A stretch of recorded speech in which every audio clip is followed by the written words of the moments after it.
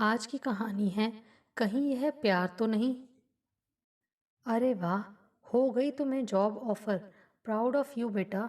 यहाँ दिल्ली में यही कंपनी या कहीं और जाना पड़ेगा? मम्मा बस निकल ही रहा हूँ कॉलेज से, घर आकर बताता हूँ सब। बेटे विहान से फ़ोन पर बात होते ही कावेरी पति सुनील से उत्साह में भरकर बोली, सुनो, विहान को एक मल्टीनेशनल कंपनी ने नौकरी दी है। मैं अभी जूही के घर जाकर यह खुशखबरी दे आती हूँ। वाह, अब कमाऊ हो जाएगा अपना बेटा। मैं भी चलता हूँ तुम्हारे साथ। पड़ोसियों को दे ही देते हैं यह गुड न्यूज़। पड़ोसी नहीं, समधी कहो। अब जल्द ही कर देंगे जूही और विहान का रिश्ता पक्का। दोनों खिलखिलाते हुए घर से निकल पड़े। बीटेक फाइनल ईयर में पढ़ रहे विहान के कॉलेज में कुछ कंपनियां आज कैंपस प्लेसमेंट के लिए आई थी। तीक्ष्ण बुद्धि और आकर्षक व्यक्तित्व के विहान को 5 मिनट का साक्षात्कार लेकर ही चुन लिया गया। वह जानता था कि माता पिता को यह बात सुनकर जितनी प्रसन्नता होगी, उतनी ही निराशा यह सुनकर होगी कि उसे सेमेस्टर पूरा होते ही ज्वाइनिंग के लिए बेंगलुरु जाना होगा। पड़ोस में रहने वाली जूही विहान की बचपन की मित्र थी। गोरा रंग, औसत कद, भूरी आंखें और मुस्कुराते भोले भाले चेहरे वाली जूही विहान से 1 साल छोटी थी। दोनों एक ही स्कूल में पढ़े थे। 12वीं के बाद विहान ने एक इंजीनियरिंग कॉलेज में एडमिशन ले लिया। कंप्यूटर साइंस से बीटेक कर रहे विहान के कॉलेज से सटा भवन जूही का इंस्टीट्यूट था, जहां वह ग्राफिक डिज़ाइन में बैचलर्स कर रही थी। प्रतिदिन दोनों साथ साथ कॉलेज आते जाते थे। आज प्लेसमेंट के लिए इंटरव्यू चल रहे थे, इसलिए विहान देर तक कॉलेज में रुका हुआ था। विहान के घर पहुंचते ही पहला प्रश्न नौकरी के स्थान को लेकर हुआ। जॉब मिली भी तो कहाँ? मुझे तो लगा था कि आसपास ही नोएडा या गुरुग्राम में होगी कंपनी, लेकिन इतनी दूर। कावेरी के मुख पर प्रसन्नता व निराशा के भाव आ जा रहे थे। अरे, कब तक अपने बेटे को अपने पास बैठाकर रखोगी? उड़ने दो पंख फैलाकर। सुनील प्रयास कर रहा था कि कावेरी मन से डर को निकाल दे। मम्मा, परेशान क्यों होती हो? मैं अकेला थोड़ी ही जा रहा हूँ। कुछ और फ्रेंड्स का सिलेक्शन भी तो हुआ है ना, वे भी तो जाएंगे मेरे साथ। विहान कावेरी के कंधे पर हाथ रखते हुए सांत्वना दे रहा था। मैं सोच रही हूँ, क्यों न जाने से पहले तुम्हारी और जूही की सगाई करवा दी जाए। फिर अगले साल उसकी डिग्री हो जाएगी, तब शादी करवा देंगे। कोई देखने वाला होगा तुम्हें तो हमें चिंता नहीं होगी। पता नहीं कब तक रहना पड़ेगा वहाँ। कावेरी ने कहा तो सुनील ने सहमति में सिर हिला दिया। क्या? जूही और मेरी एंगेजमेंट? मम्मा, यह क्या कह रही हो? विहान का मुंह खुला का खुला रह गया। गलत तो कुछ कहा नहीं कावेरी ने शायद। क्या तुम दोनों? सुनील की बात पूरी भी नहीं हुई कि विहान ने प्रश्न सूचक दृष्टि से देखते हुए पूछा, हम दोनों? क्या पापा? अरे, दोनों एक दूसरे को कितना चाहते हो। आज जूही के घर पर भी यही बात कर रहे थे हम सब। कावेरी आश्चर्यचकित थी। मैंने तो कभी जूही को अपनी गर्लफ्रेंड समझा ही नहीं। ये सब क्या है? अभी उसे कॉल करता हूँ। विहान जूही का नंबर मिलाकर अपने रूम की ओर चल दिया। हेलो जूही, बधाई, आ गए कॉलेज से। मैं तुम्हें कॉल करने ही वाली थी। थैंक्स जूही, एक बात पूछनी थी तुमसे। पूछो। क्या हम दोनों एक दूसरे से लव करते हैं? मतलब इश्क वाला लव, यानी जो प्रेमी प्रेमिका के बीच होता है? हाँ बाबा, हाँ वही। यह हो क्या रहा है? मैं खुद तुमसे पूछने वाली थी। आज मेरी मॉम भी तुम्हारा नाम लेकर मुझसे अजीब सा मजाक कर रही थी। क्या यार, मेरे मम्मी पापा ने तो हमारी मैरिज का प्लान भी बना लिया। बचपन से हम दोनों फ्रेंड्स हैं, एक दूसरे की कंपनी में खुश रहते हैं, लेकिन इसका यह मतलब तो नहीं कि हमें प्यार है। वही तो, एक दूसरे की केयर प्यार थोड़े ही है। देखा नहीं मूवीज़ में कि प्यार होते ही कैसे सब हवा में उड़ने लगते हैं। यहाँ तो ऐसा नहीं है। जूही ने बात समाप्त की तो दोनों खिलखिलाकर हंस दिए। सेमेस्टर समाप्त हुआ और विहान बेंगलुरु चला गया। मित्रों ने मिलकर एक फ्लैट ले लिया। काम करने के लिए मेड और कुक का प्रबंध भी हो गया। अपनी नई जिंदगी से संतुष्ट विहान अपनी ऑफिस टीम में लोकप्रिय होने लगा। उसी टीम में सुगंधा भी कार्य कर रही थी। अपनी स्मार्टनेस के लिए मशहूर सुगंधा किसी से सीधे मुंह बात तक नहीं करती थी। काम में व्यस्त विहान चोर नज़रों से उसे देखा करता था। कभी स्कर्ट, कभी जंपसूट तो कभी जीन्स पहने सुगंधा की ड्रेस सेंस से विहान पहले दिन ही प्रभावित हो गया था। पिंक, पीच या किसी अन्य हल्के रंग की लिपस्टिक में लिपटे उसके होंठ और आई मेकअप से सजी बड़ी बड़ी आंखें विहान को बेहद आकर्षक लगती थी। उस दिन मुस्कुराते हुए सुगंधा ने विहान को हाय हैंडसम कहा तो विहान की धड़कनें बढ़ गईं। अदा से चलती हुई विहान की सीट तक आकर वह पास रखी चेयर पर बैठ गई। बात शुरू हुई तो सुगंधा विहान के कपड़ों, जूतों और रिस्ट वॉच की प्रशंसा करते हुए उसकी पसंद की दाद देने लगी। विहान के मन में लड्डू फूट रहे थे। कुछ देर बाद बात करने के बाद जब सुगंधा उठी तो प्लाजो सूट पर लिया उसका दुपट्टा लहराता हुआ विहान के चेहरे से टकरा गया।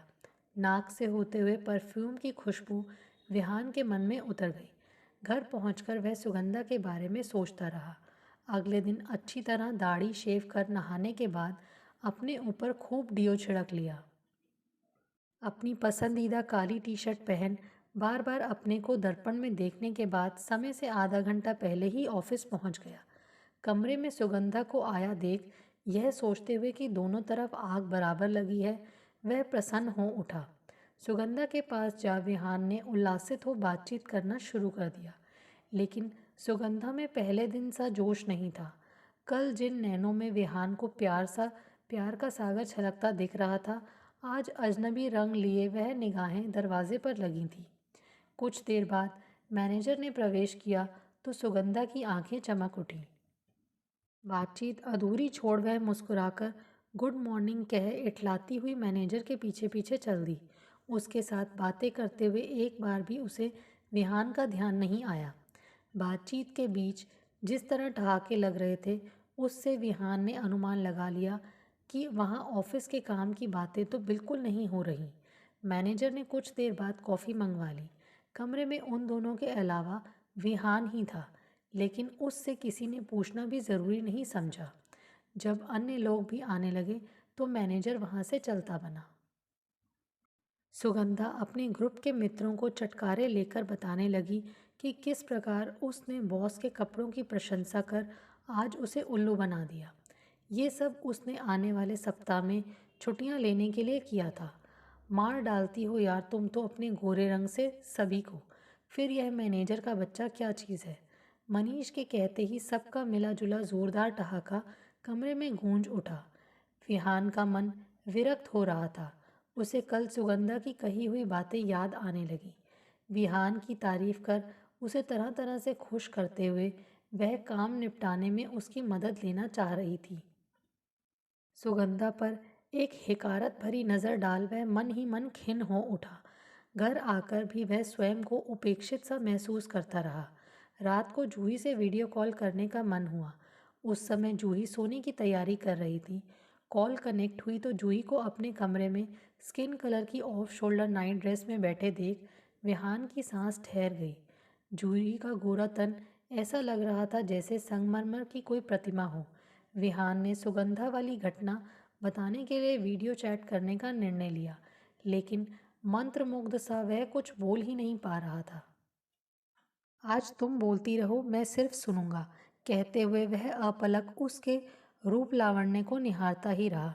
चैट के बाद सोते हुए वह सोच रहा था कि जिस निगाह से सुगंधा को देखा था उस नज़र से शायद मैंने जूही को कभी देखा ही नहीं था। जूही तुम कितनी खूबसूरत हो। उधर जूही विहान के चले जाने से अकेली पड़ गई थी। मन लगाने के लिए एक दिन उसने सहेलियों के साथ घूमने का कार्यक्रम बना लिया। मॉल में घूमते हुए खूब मस्ती हो रही थी, फिर भी विहान उसे याद ही आ जाता था। किसी शॉप में कोई भी आकर्षक सामान देख विहान को बताने की इच्छा होती। कपड़ों के शोरूम में एक डमी को वायलेट शर्ट और ब्लैक ट्राउज़र में देख अपनी उंगली से इशारा करते हुए वह सहेलियों से बोल पड़ी कि उसे मैनिकन की जगह विहान होता तो इन कपड़ों की वैल्यू बढ़ जाती। इस पुतले पर तो ये बिल्कुल जम ही नहीं रहा है। सहेलियों ने एक बार नज़र घुमाकर उधर देखा और फिर बातों में लग गईं। जूही का मन उदास हो गया। सभी सहेलियों ने अपने लिए कुछ ना कुछ खरीदा, लेकिन जूही को विहान की पसंद नापसंद जाने बिना जैसे शॉपिंग करने की आदत ही नहीं थी। खरीदारी पूरी कर वे सब खाना खाने फूड कोर्ट में पहुंच गए। इससे पहले कि जूही अपनी पसंद बताती, ग्रुप की सभी सहेलियों ने एकमत हो पिज़्ज़ा और कोल्ड ड्रिंक का ऑर्डर दे दिया। जूही को वहाँ के चाट कॉर्नर की आलू टिक्की और लच्छा का टोकरी बहुत स्वादिष्ट लगती थी। विहान के साथ जब भी वह उस मॉल में आती, विहान उसकी पसंद को ध्यान में रख सबसे पहले चाट की दुकान पर जाता था। जब तक वे सब मॉल में रहे, जूही को उदासी ने घेरे रखा। उसका जी चाह रहा था कि अभी विहान को कॉल कर ले, लेकिन ऑफिस में उसे डिस्टर्ब करना ठीक नहीं, यह सोचकर मोबाइल नहीं निकाला। उसे क्या पता था कि बेंगलुरु में बैठा विहान भी उस समय जूही को याद कर उससे बात करने को अधीर हो रहा है। विहान जब बीटेक कर रहा था, तब जूही और वह दिन में कई बार एक दूसरे के पास पहुंचकर बातें शेयर किया करते थे। कॉलेज पास पास होने से कोई असुविधा भी नहीं होती थी उन्हें, लेकिन उनका यह मिलना जुलना जूही के साथ पढ़ने वाले राहुल को बहुत खटकता था। जूही की सुंदरता पर मुग्ध राहुल को विहान के रहते हुए जूही के निकट आने का कभी अवसर नहीं मिला था। विहान के जाते ही धीरे धीरे वह जूही से मित्रता बढ़ाने लगा। जूही तो पहले ही एक करीबी दोस्त की कमी महसूस कर रही थी। अपने जन्मदिन पर राहुल ने दोस्तों को कनॉट प्लेस के एक महंगे रेस्टोरेंट में ट्रीट देने का प्रोग्राम बनाया। जूही भी आमंत्रित थी। बहुत दिनों बाद आज अपने भीतर वह एक उमंग का अनुभव कर रही थी। वार्डरोब से उसने वही मिनी स्कर्ट निकाली जिसे एक बार तब पहना था जब विहान के साथ आर्ट गैलरी में लगी पेंटिंग्स की प्रदर्शनी देखने गई थी। प्रदर्शनी में उनकी भेंट राहुल से हो गई थी। राहुल ने ही आज उसे वही एग्जीबिशन वाली ड्रेस पहनने को कहा था। जूही जब घर से निकल रही थी तो राहुल का मैसेज आ गया कि वह राजीव चौक मेट्रो स्टेशन के बाहर उसकी प्रतीक्षा करेगा। जूही मेट्रो में चढ़ी तो सैकड़ों घूरती आंखों से बचने का असफल प्रयास करती रही। उसे याद आ रहा था जब पहले उसने वह ड्रेस पहनी थी तो विहान उसे देखते ही बोला था, आज तो हमें कैब करनी पड़ेगी। क्यों? पूछ बैठी थी जूही। मिनी स्कर्ट में इतनी क्यूट लग रही हो कि मेट्रो में सब तुम्हें घूर घूर कर देखेंगे, मुझे अच्छा नहीं लगेगा। तब जूही की हंसी रोके नहीं रुकी थी, लेकिन आज सचमुच कुछ लोगों की लोलुप दृष्टि उसे निरंतर उद्विग्न किए थी। वह बेसब्री से राजीव चौक आने की प्रतीक्षा कर रही थी। जानती थी कि वहाँ राहुल मिल जाएगा। अच्छा दोस्त कवच के समान होता है, यही कहता था उसका अनुभव। स्टेशन आया तो उसकी जान में जान आ गई। बाहर निकली तो राहुल खड़ा था, साथ में कुछ अन्य युवक भी थे। उनमें से कोई भी उनके कॉलेज का नहीं था। अपने ग्रुप के बाकी लोग कहाँ हैं? जूही ने घबराते हुए पूछा। उन्हें नहीं बुलाया? आज अपने पुराने साथियों को तुमसे मिलवाना था, कहते हुए राहुल ने जूही का हाथ पकड़ लिया। जब जूही ने कसमसा कर हाथ छुड़ाना चाहा, तो उनमें से एक दोस्त हंसते हुए बोला, शाय गर्ल। राहुल सबके सामने उससे ऐसे बात कर रहा था जैसे वह उसकी गर्लफ्रेंड हो।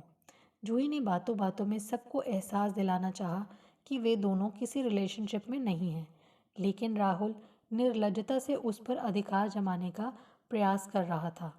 रेस्टोरेंट में अपनी चेयर से जूही की चेयर सटाकर बैठा राहुल बार बार उसका स्पर्श कर रहा था। उसके दोस्त जूही की सुंदरता की प्रशंसा करते हुए एक और राहुल की पसंद की दाद दे रहे थे, तो दूसरी ओर मिनी स्कर्ट में दिख रहे उसके पैरों की को बेहूदगी से ताक रहे थे। राहुल सब समझते हुए भी अनजान बना बैठा था। जूही के लिए वहाँ एक मिनट भी ठहरना मुश्किल हो रहा था। सूप पीने के बाद उसने अपनी तबीयत ठीक ना होने का बहाना बनाया और बिना खाना खाए वापस लौट आई। घर पहुंचकर उसे ऐसा लग रहा था जैसे किसी शिकारी के जाल से बचकर आई हो। जूही का जी चाह रहा था कि अभी विहान के पास पहुंच जाए और उसके सीने में अपना मुंह छिपा ले। विहान फिर उसे खूब प्यार करे। स्वयं पर आश्चर्यचकित हो जूही सोच रही थी कि राहुल के हाथ पकड़ने पर उसका मन घृणा से भर उठा था, लेकिन विहान के बाहुपाश में समाने को वह व्याकुल हो रही है। अचानक उसका दिल पूछ बैठा कि कहीं यह प्यार तो नहीं। रात को सोने से पहले जूही ने व्हाट्सएप पर विहान को लिखा, बहुत याद आ रहे हो आज, मन कर रहा है मिलने को। साथ में उदास चेहरे वाला इमोजी भी लगा दिया। विहान का तुरंत जवाब आ गया, मोबाइल से हाथ बाहर निकालो, अभी खींच लूँगा। मैं मजाक नहीं कर रही हूँ, आ जाऊँगी किसी दिन मिलने। आमने सामने बैठकर बातें किए कितने दिन हो गए। मुझे भी अच्छा ही लगेगा तुम्हारा आना, लेकिन एक प्रॉब्लम है। क्या? यहाँ 4 कमरे हैं और दोस्त भी 4। सबके कमरे में अपना अपना सिंगल बेड है। तुम कहाँ सोओगी रात में? क्या विहान, मुझे अपने पास नहीं सुला सकते?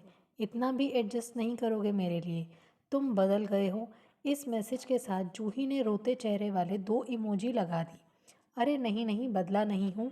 आ जाना जब चाहो, मैं इंतज़ार करूँगा। नाराज़ मत होना, मेरी जान निकल जाएगी। मैसेज के अंत में लगाने के लिए इमोजी ढूंढते हुए विहान का मन किस करती इमोजी पर जाकर ठहर गया। मन में हलचल होने लगी।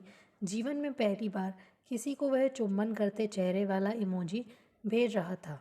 विहान की ओर से किसिंग फेस इमोजी, और वह भी उस दिन जब जूही कल्पना में विहान के गले लगी हुई थी।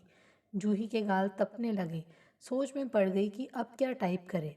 जब कुछ देर तक जवाब नहीं आया तो बातचीत का रुख बदलते हुए विहान ने, कल मैं अपने ऑफिस ना जाकर एमजी रोड जाऊंगा। वहाँ के एक ऑफिस में काम है। 4 फ्रेंड्स भी जा रहे हैं साथ। 3 दिन रुक कर वापस आएंगे हम सब। और हाँ, उन 4 फ्रेंड्स में एक लड़की भी है। जवाब में जूही ने लिखा, सो वॉट, लड़की ही तो जा रही है ना, या फिर कोई भूतनी है कि स्पेशली बता रहे हो। मैसेज भेजते ही अपने डाउनलोड किए स्टिकर्स में से झाड़ू पर बैठी विच का स्टिकर लगाना नहीं भूली जूही। विहान की हंसी छूट गई। उसने लिखा, भूतनी हो या हूर की परी, मुझे किसी और से क्या लेना देना अब। जूही के मन की वीणा के तार झनकृत होने लगे। पूछना तो चाहती थी कि फिर अब किससे क्या लेना देना है, या यह तो बता दो, लेकिन संकोचवश लिख नहीं पाई। जवाब में एक गुलाब का फूल पोस्ट कर दिया। कुछ देर बाद विहान का मैसेज आ गया, अब सोना है मुझे क्योंकि कल जल्दी उठना है। आज से ही आधे बेड पर सोने की प्रैक्टिस शुरू कर दूंगा। तुम प्रोग्राम बना ही लो आने का। Good night. जूही ने इस बार जवाब दिया, गुड नाइट, मैं भी सो जाती हूँ, सपनों में मिलेंगे। विहान जूही को याद कर बेचैन हो सोने का प्रयास करने लगा। लग रहा था जैसे जूही आकर उसके पास बिस्तर पर लेटी है। वीडियो चैटिंग वाले दिन देखा जूही का रूप उसके मन मस्तिष्क पर छा रहा था। कल्पना में महकती जूही उसे कुछ और सोचने ही नहीं दे रही थी। कहीं यह प्यार तो नहीं, सोचकर वह मुस्कुरा दिया। एमजी रोड बेंगलुरु का एक व्यस्त इलाका है, जहां विभिन्न कंपनियों के कार्यालय भी हैं और घूमने फिरने के लिए सुंदर स्थल भी। पहले दिन का काम निपटाकर विहान मित्रों के साथ यूबी सिटी मॉल चला गया। दिल्ली में उसने इस प्रकार के मॉल नहीं देखे थे। लग्जरी मॉल होने के कारण सभी प्रमुख इंटरनेशनल ब्रांड्स के उत्पाद उपलब्ध थे वहाँ। विहान मॉल में घुसा तो लगा जैसे विदेश में आ गया हो। जगमगाता ऊंचा चौक का एक्स एक्सकेलेटर, चकाचौंध कर देने वाली गुंबदनुमा छत, खूबसूरत इंटीरियर वर्क और बड़े बड़े स्टोर्स। इतना भव्य स्थान और जूही का साथ ना होना, विहान जैसे भीड़ में अकेला सा हो गया। दोस्त अपनी बातों में मस्त थे और विहान यादों में उलझा हुआ था। अगले दिन उन सभी ने देर तक रुककर काम निपटा लिया और अंतिम दिन घूमने फिरने के नाम कर दिया। सुबह होते ही वे नाश्ता कर कब्बन पार्क पहुंच गए। सुंदर सुंदर फूलों से लदे छायादार पेड़ों के नीचे लगे बेंच, मूर्तियां, ब्रिटिश काल के पुस्तकालय की सुंदर लाल बिल्डिंग व रंग बिरंगे फुआरे वातावरण को सुखद बना रहे थे। हाथों में हाथ डाले प्रेमी युगल विहान को जूही और अपना प्रतिरूप लग रहे थे। एक ऐसा रूप जो उसके दिल में कहीं छिपा बैठा था, लेकिन दिमाग दिमाग तक पहुंचने में बहुत समय लग गया। पार्क से निकल पास के एक होटल में लंच कर सभी मित्र उलसूर झील देखने निकल पड़े। वहां बोटिंग करते हुए नाव जब एक टापू पर रुकी तो विहान को बचपन याद आ गया। जूही और वह जब गुड्डे गुड़िया का खेल खेलते थे तो विहान टब में पानी लेकर उसे झील कहता था। छोटे छोटे डब्बों पर मट्टी और घास रखकर वह जब झील में टापू बनाता तो जूही उछल पड़ती थी। जूही को खुश करने के लिए बार बार वह भिन्न भिन्न प्रकार से टापुओं को सजाता।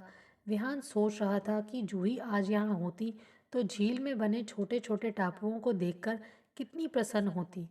कि कल्पना साकार हो गई। शाम हुई तो सभी चाय पीने बैठ गए। चाय वाले की टपरी पर हिंदी गाने बज रहे थे। अचानक किशोर कुमार की आवाज़ में कुदरत फिल्म का गाना सुन विहान ने जूही को फ़ोन मिला दिया और उससे हेलो कहते ही बोल पड़ा, पता है कौन सा गाना सुन रहा हूँ मैं अभी। अचानक इस समय फ़ोन और ऐसी बहकी सी बात ठीक होना। जूही अचरज में पड़ गई। सब छोड़ो और सुनो ना गाने के बोल। हमें तुमसे प्यार कितना ये हम नहीं जानते, मगर जी नहीं सकते तुम्हारे बिना। जूही को ऐसा लगा जैसे गुलाब की सैकड़ों पंखुड़ियाँ उस पर लगातार गिरती जा रही हैं। अभिभूत हो वह बोल उठी, मेरे मन में तो इसी फिल्म का कोई और गाना गूंज रहा है, लता मंगेशकर का गाया हुआ। कौन सा? विहान भी प्यार में डूबा था। तूने और रंगीले कैसा जादू किया, पिया पिया बोले मत वाला जिया। जूही, मुझे नहीं पता प्यार कैसा होता है, पर मैं रह नहीं सकता तुम्हारे बिना, यही सच है। विहान अब चुप नहीं रह सका। जो जादू तुमने मुझ पर किया, शायद उसे ही कहते हैं प्यार। कितना खूबसूरत है यह एहसास। जूही की आवाज़ में नमी थी, प्रेम था और लज्जा भी। जल्दी आऊँगा दिल्ली, मम्मी पापा से आज ही बात करता हूँ, विहान कह उठा। जूही की खनकती हंसी सुन विहान ने बाय कहकर फ़ोन काट दिया। हमें तुमसे प्यार कितना गाना झील से टकराकर उसे अभी भी तरंगित कर रहा था। दोस्तों, आपको हमारी ये कहानी कैसे लगी? प्लीज़ कमेंट्स करके बताइए। Thanks for watching this video.